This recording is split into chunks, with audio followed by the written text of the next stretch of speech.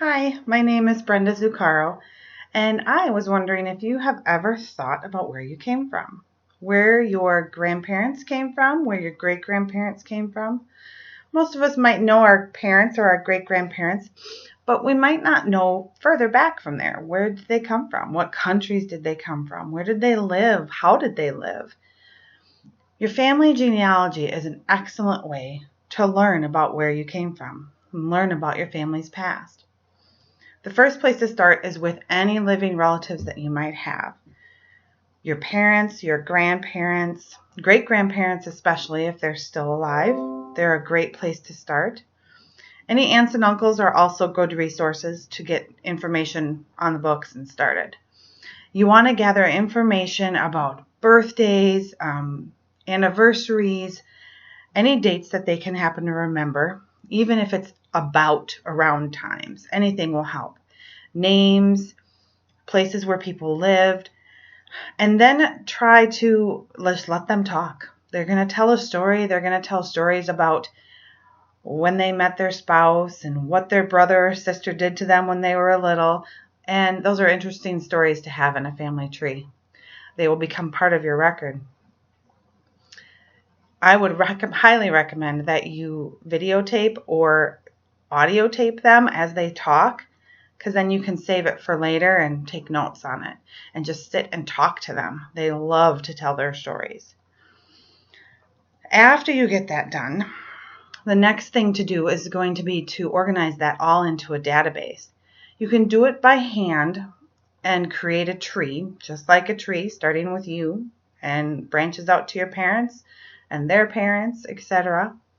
Or you can use a program. There's several different ones out there. I prefer and I like to use Ancestry, which has a website also called Ancestry.com.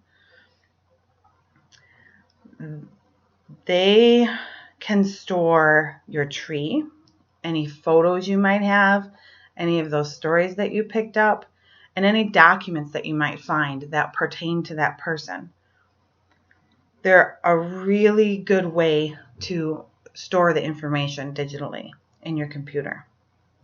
After you have all that information stored and documented, you need to start searching in the library. I prefer to go to the library first because I can access any local newspapers, any local cemetery records, death records, or certificates you can only get from the city. However, you can access some lists, like marriage lists and things that happened. So that might help guide you on where you need to go.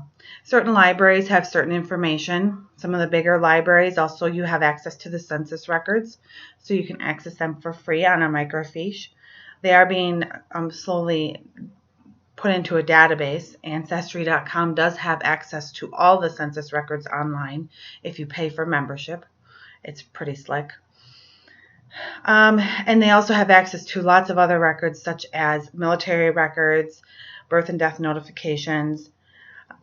Church records are a really big way to find some information about births and christenings, etc., especially from way back when your great-great-grandparents, they used to just keep track of things in their family Bible.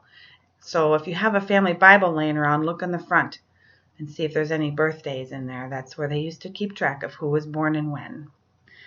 Newspapers are another good place to go. There are online databases for newspapers, as well as your local library might have your local newspapers for birth records and death records. And then cemetery records. Some people might think it's a little weird, but I like to go looking at cemeteries. It helps you find out where people ended up and where they finished. Helps you kind of close the ties. I hope this helps you get started on your tree. For me, it was a big adventure trying to find out where my family came from. Thanks for listening.